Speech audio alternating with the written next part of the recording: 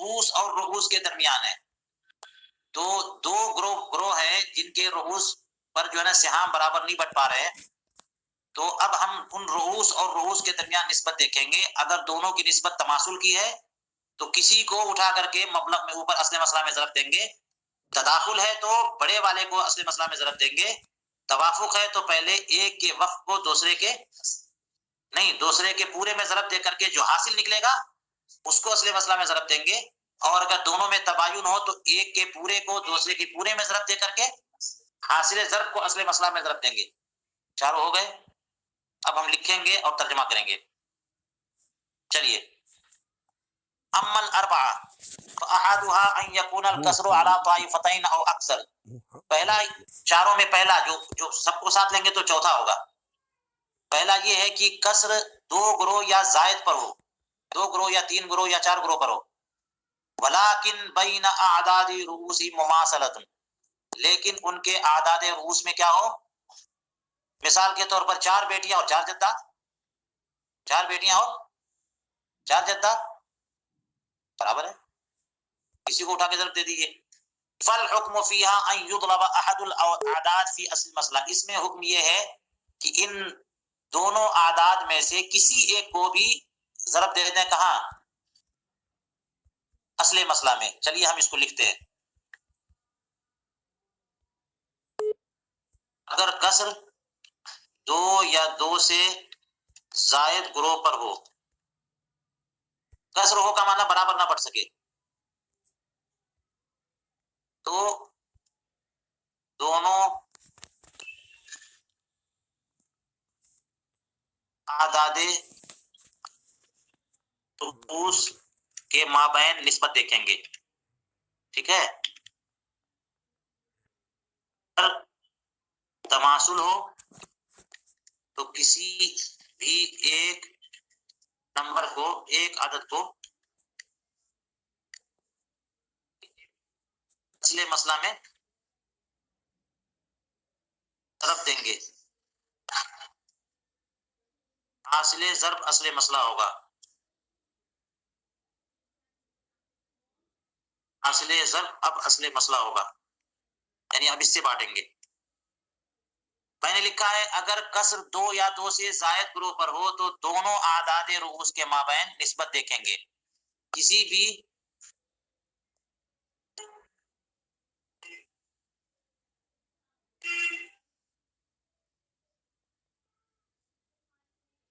اگر تماثل ہو تو کسی بھی ایک کو اصل مسئلہ میں ضرب دے دیں گے. حاصل ضرب اب اصل مسئلہ ہوگا. اس کی مثال کیا بتا رہے ہیں, دیکھیے کیا بتایا. ستہ جدہ بنا تھا نا, بیٹیاں کتنی ہیں 6, جدات کتنے ہیں 3. جدات ہیں 3, اور اس کے بعد کیا ہے اعمام کتنے ہیں 3. اب یہ بتائیے اعمام, اب حصہ آپ کو لگانا ہے. چچا تو کیا بن گئے اسبا. تو اسبا کا تو ٹینشن نہیں ہوتا نا, جو بچتا دیا جاتا ہے. جی. اصل مسئلہ معلوم کرنے میں خالی بیٹیوں اور جدات کو دیکھیں گے, اور جدات کا چونکہ سدس ہوتا ہے, بیٹیوں کا 1 سے زائد ہو تو سلوسان ہوتا ہے. تو ان کا چھوٹے والے سے اصل چھوٹے والا جو مخرج بن جائے گا نا سب کا. تو یہاں مسئلہ کتنے سے بنے گا 6 سے مسئلہ بنے گا.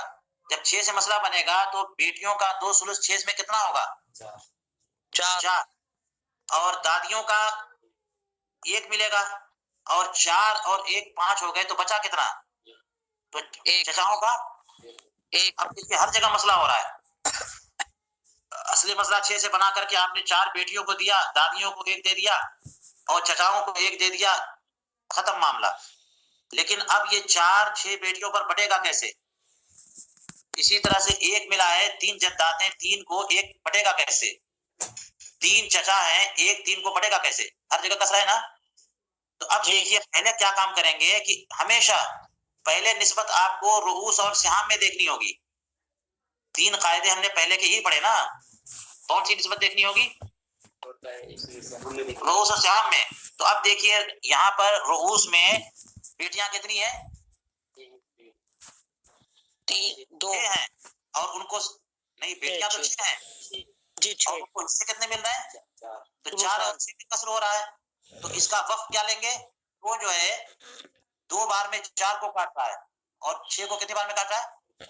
تو توافق ہوا نا، تو 6 کا وقت کیا ہے؟ 3۔ اب دیکھیے سب برابر ہو گئے، تماثل ہو گئے کہ نہیں؟ بنات کا وقت 3 ہو گیا، جدات 3 پہلے سے ہیں، امام 3 پہلے سے، 3 3 3۔ اب اٹھا کر کے اوپر جو ہے نا 6 سے مسئلہ بنایا تھا، آپ کیا کریے 6 کو جو ہے نا 3 طرف دے دیجئے، کتنا ہو گیا؟ 18 ہو گیا۔ اب اسی 3 سے 4 کو ضرب دیجئے حصہ نکالنے کے لیے، جی 12 ہو گیا، اور اسی 3 کو ضرب دیجئے 3 ہو گیا، اسی 3 سے ایک امام کو ضرب دیجئے 3 ہو گیا، تو 12 3 15 اور 3 18۔ اب یہ 12 اٹھا کر کے 6 بیٹیوں کو بانٹیے، تو 2 2 بیٹی، یعنی 12 کو 6 پہ تقسیم کر دیجئے، 3 کو 3 پہ تقسیم کیجئے، 3 کو 3 پہ تقسیم، ہمارے کو مل گئے جی، اور مسئلہ حل۔ جی چلیے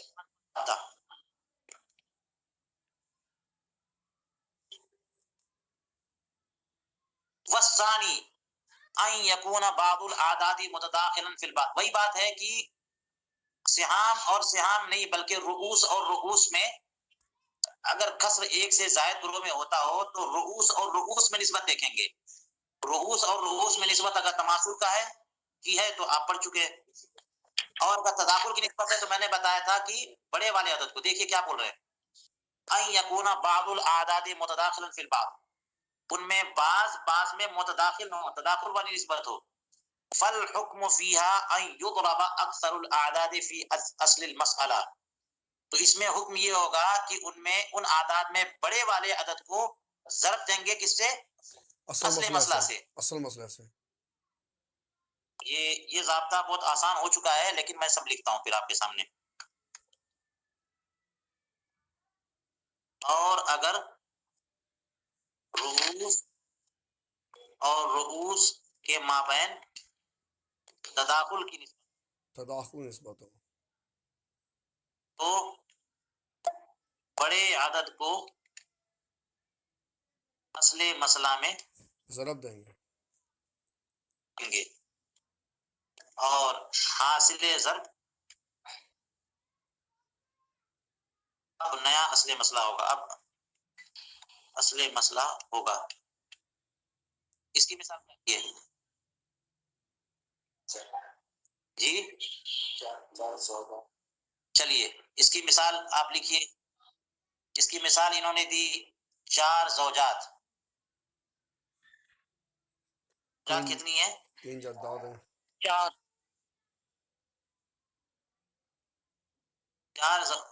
زوجات کے ساتھ ادھر ہی لکھ دیتا ہوں 4، اور کون ہے؟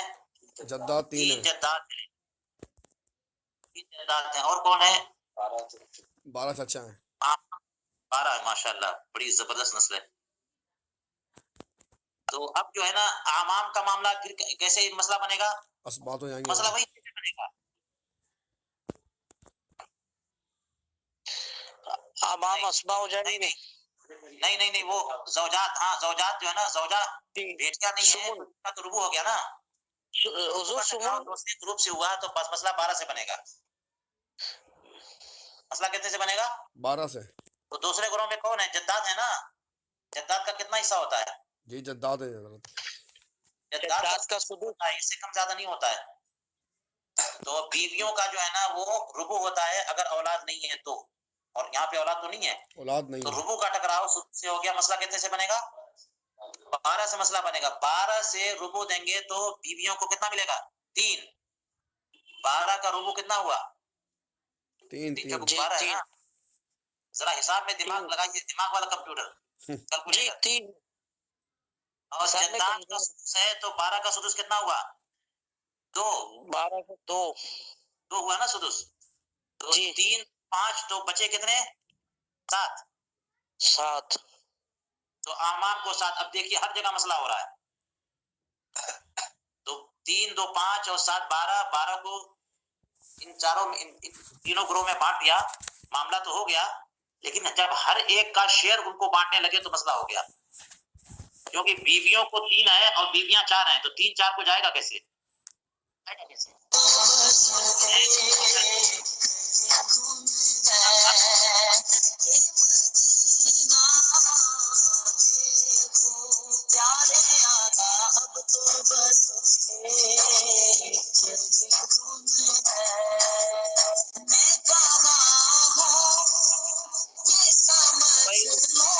बंद करने हाँ, तो अब देखिए 12 से हिस्सा बनाया, लेकिन हर जगह कसर वाक़ है। तो पहले हम क्या करते हैं कि तमाम सिहाम और रूस में निस्बत देखते हैं। तो 3 और 4 में तबायुन है ना, जी 4 ले लीजिए। 2 और 3 में भी क्या है, क्या तबायुन ले लीजिएगा? तो तबायुन 3 क्या लें? 3 लेंगे हजरत 3 ले लेंगे ऊपर वाला, 3 खुद ही लेंगे देखना होता है। जौजात 4 है, सिहाम 3 है, 3 4 में तबायुन है, तो टोटल ले लिया 4। और जद्दात का हिस्सा 2 है, जद्दात को 3 है, 3 और 2 में 3 ले लिया तबायुन है, 3 को ले लिया। आमाम 12 है, उनको 7 मिल रहा है, 12 और 7 में कौन सी निस्बत है? तबायुन है, 12 ले लिया, 12 ठीक है। लेकिन यहां पर कह रहे हैं कि इनमें तवाफुक की निस्बत है। क्यों? इसलिए कि 4 इसमें क्या है, तवाफुक या तदाखुल बोला है, तदाखुल है। क्योंकि 4 जो है 12 को 3 बार में काट रहा है, इसी तरह 3 भी 12 को 4 बार में काट रहा है। बात समझ आई कि नहीं आई? जी तो जी इसलिए इन तीनों तादाद में तदाखुल है कि 12 जो है 3 से भी कट रहा है और 3 से भी 4 से भी कट रहा है। 4 से भी तदाखुल कट हुआ रहा कि नहीं हुआ? इसलिए 12 टोटल लेकर के 12 को 12 में ज़रब दे देंगे। असली मसला कितने से था? 12 से। असली मसला 12 से था। यहाँ पे 4 3 12, इन तीनों नंबरों को देखेंगे तो क्या मिलेगा? 4 अच्छा, आप अगर यूं देखें तो दूसरा हिसाब करें। हिसाब देखिए, हिसाब में क्या होता है, टोटल हो जाता है। आप यूं कर लीजिए, 4 और 3 में तबायुन है, 4 और 3 में तबायुन है। जब तबायुन हो तो क्या करते हैं? ज़रब देते हैं। ज़रब देते हैं। 4 को 3 से ज़रब दीजिए, कितना निकला? 12। 12 को 12 में मिलाइए तो हो गया 144 लेना पड़ेगा ना। और अगर डायरेक्ट देखें 4 और 12 तो तदाखुल है, 12 ले लीजिएगा। 3 और 12 तदाखुल है, 12 ले लेंगे। तो किसी भी तरह करेंगे ना 12, और असली मसला 12 से बना था, तो 12 को 12 में जब ज़रब देंगे तो 144, 12 दाम में 120, और फिर 12 और 12 24, तो 120 और 24। अब फिर कैसे आप सबको देंगे? तो 12 से सबके हिस्से लगाइए। 12 तिहाई 36 36 हो गए, और 12 दूनी 24 24 12 सात है 12 5 7 12 6 72 84 12 सात हाँ 12 से 84, ठीक है। 12 से 72। पहले इन लोगों को देखिए कि 36 और 24 और 44 नहीं 84, ये टोटल 144 हुए कि नहीं हुए? 144 36 में 24 मिलाइए तो 36, 4 मिलाएंगे तो 40, 50, 60, और 60 में 80 मिलाइए तो 140, और 4 मिले 144, 144 बराबर हो गया ना। अब 36 को 4 जगह तकसीम कीजिएगा 36 अज़वाज के लिए तो 9, हर ज़ौजा को 9 9 18 18 36 कितना मिलेगा? इसी तरह 24 है, 3 जद्दात हैं, 8 क्या है 24, 8 24 को जब 3 पर तकसीम करेंगे तो हर जद्दा को कितना मिलेगा? 8 8 84 को जब 12 जगह तकसीम करेंगे, 12 7 84, हर जद्दा को 7 पूरी जायदाद को 144 जगह तकसीम करके इस तरह बांट दीजिए। कौन सा ज़ाब्ता था? 5वां। अब छठे पे आइए।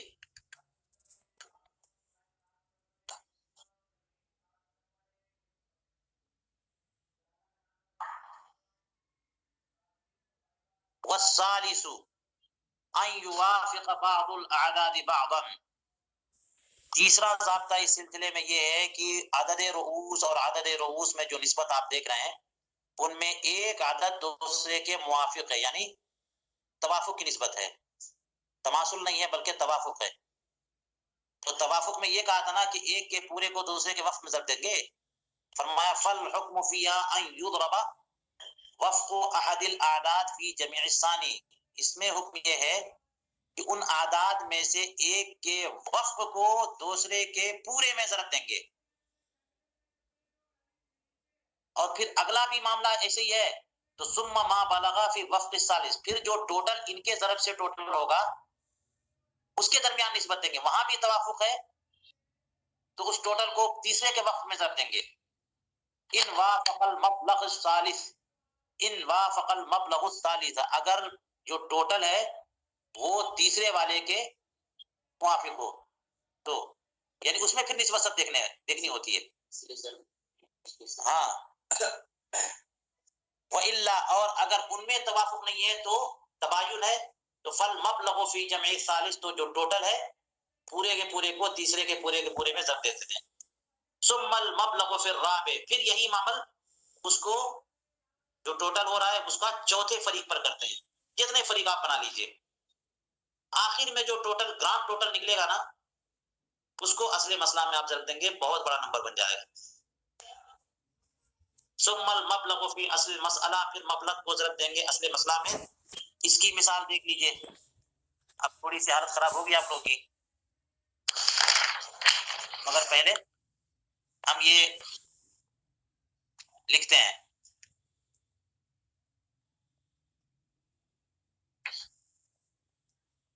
اور اگر عدد رؤوس اور عدد رؤوس میں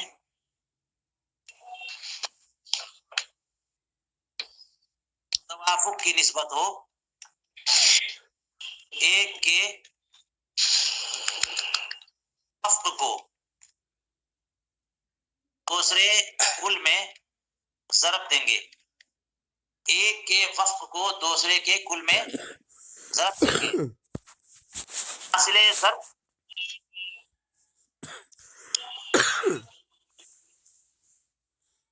حاصل ضرب اور تیسرے عدد رؤوس کے درمیان توافق ہو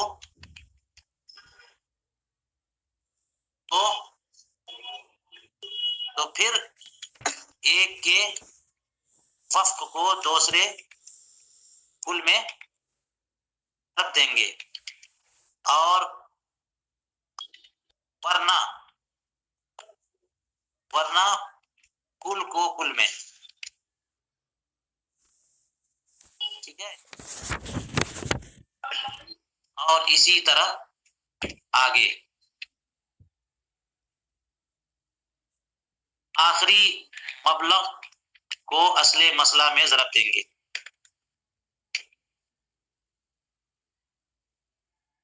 اس کی مثال چلیے میں پھر ترجمہ کرتا ہوں. کہتے ہیں والثالث، یہ کہ بعض اعداد بعض کے موافق ہوں یعنی توافق کی نسبت ہو، تو اس میں حکم یہ ہے کہ احد الاعداد کے وفق کو دوسرے کے کل میں ضرب دیں گے.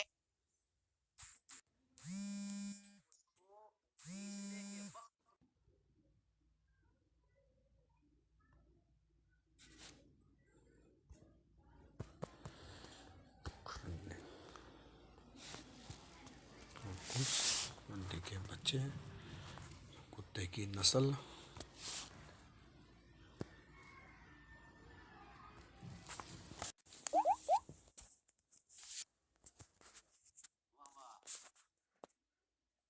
جداد تو 15 ہو گئے، اور اعمام کتنے ہیں؟